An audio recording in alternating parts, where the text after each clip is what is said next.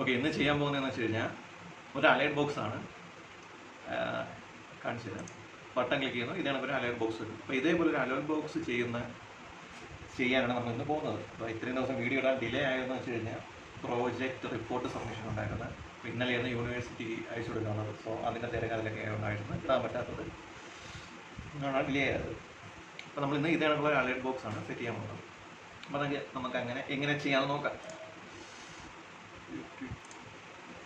Okay, ലേഔട്ടിൻ്റെ അത് ഞാൻ ഒരു ബട്ടൺ കൊണ്ടെടുത്ത് ആ ബട്ടൺ ഞാൻ ഓൺ ക്ലിക്ക് ഇവൻ്റ് സെറ്റ് ചെയ്ത് കൊടുത്ത് ഓൺ ക്ലിക്ക് ആട്രിബ്യൂട്ട് സെറ്റ് ചെയ്ത് കൊടുത്ത് അതിനൊരു ഫംഗ്ഷൻ നെയിം കൊടുത്ത് ഷോ ബോക്സ്. ഇനി നമുക്ക് അതിനുള്ള ഒരു ഫംഗ്ഷൻ നമുക്ക് മെയിൻ ആക്ടിവിറ്റി ഡിക്ലെയർ ചെയ്യാം. ഇനി നമ്മൾ നേരെ ചെയ്യാൻ പോകുന്നത് അലേർട്ട് ബോക്സ് ക്രിയേറ്റ് ചെയ്യാൻ വേണ്ടിയാണ്. അപ്പോൾ അതിനുവേണ്ടി അലേർട്ട് ഡയലോഗ് ഡോട്ട് ബിൽഡർ എന്നിട്ട് ഒരു ഒബ്ജക്റ്റ് നെയിം, അലേർട്ടിന് വേണ്ടി ഒരു ഒബ്ജക്റ്റ് നെയിം ക്രിയേറ്റ് ചെയ്യണം. ഞാൻ ഇവിടെ ക്രിയേറ്റ് ചെയ്യണം object name box equal to new alert dialog dot builder എന്നിട്ട് പാരാന്തസിസിനകത്ത് ദിസ് എന്ന് ടൈപ്പ് ചെയ്യണം. അപ്പോൾ ഇതാണ് ഫസ്റ്റ് സ്റ്റെപ്പ്. ഇനി നമുക്ക് അലേർട്ട് ബോക്സിന് ഒരു ടൈറ്റിൽ കൊടുക്കാം. അതിനുവേണ്ടി ഒബ്ജക്റ്റിൻ്റെ പേരെന്താണ് ബോക്സ്. ടൈറ്റിൽ കൊടുക്കാൻ വേണ്ടി യൂസ് ചെയ്യുന്ന മെത്തേഡാണ് സെറ്റ് ടൈറ്റിൽ. സെറ്റ് ടൈറ്റിൽ നിന്ന് കൊടുത്ത് സെമിക്കോളിട്ട് അവസാനിച്ച് നമുക്കൊരു ടൈറ്റിൽ കൊടുക്കാം. ടൈറ്റിൽ ബാർ കൊടുത്ത് ഇനി നമുക്ക് അതിൻ്റെ ഇൻഫർമേഷൻസ് ഒരു മെസ്സേജ് പാസ് ചെയ്യാം. അപ്പോൾ അതിൻ്റെ object name dot box dot set message, ഇതാണ് മെസ്സേജ് പാസ് ചെയ്യാൻ വേണ്ടി യൂസ് ചെയ്യുന്ന മെത്തേഡ്. അതിനകത്ത് ഡബിൾ കോഡ്സിനകത്ത് പാസ് ചെയ്യാം.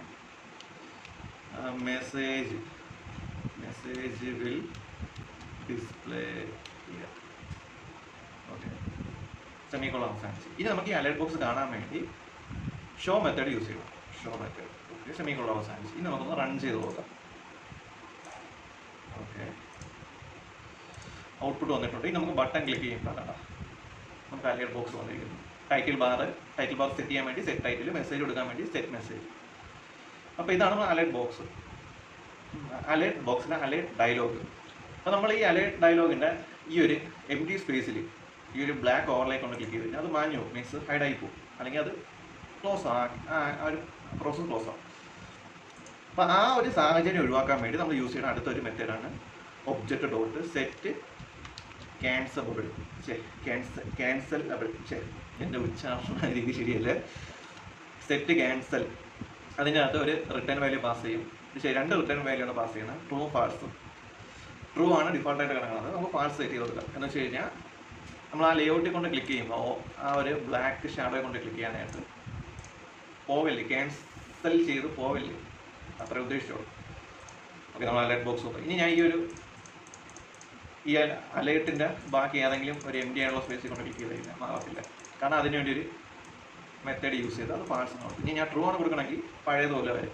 ട്രൂ ആണെങ്കിൽ നിങ്ങൾ സെറ്റ് ചെയ്യേണ്ട ആവശ്യമൊന്നുമില്ല. ഇനി നമുക്ക് ബട്ടൺ സെറ്റ് ചെയ്യാം.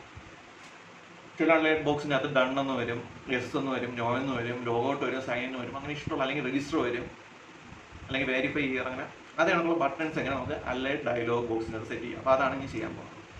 അതിനുവേണ്ടി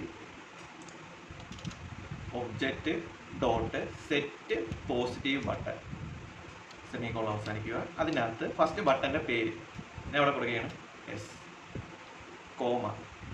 ഇനി ആ ബട്ടൺ വല്ല ഈവൻറ്റ് ഒരു ക്ലിക്ക് ചെയ്യുമ്പോൾ വല്ല ഒരു ഈവൻറ്റ് നടക്കണമെങ്കിൽ അതിന് ഓൺ ക്ലിക്ക് ലിസ്ണർ സെറ്റ് ചെയ്ത് കൊടുക്കണം. അതെങ്ങനെയാണെന്ന് വെച്ച് കഴിഞ്ഞാൽ new dialog interface dot on click listener, ആ ഫസ്റ്റ് ഓപ്ഷൻ തന്നെയാണ്.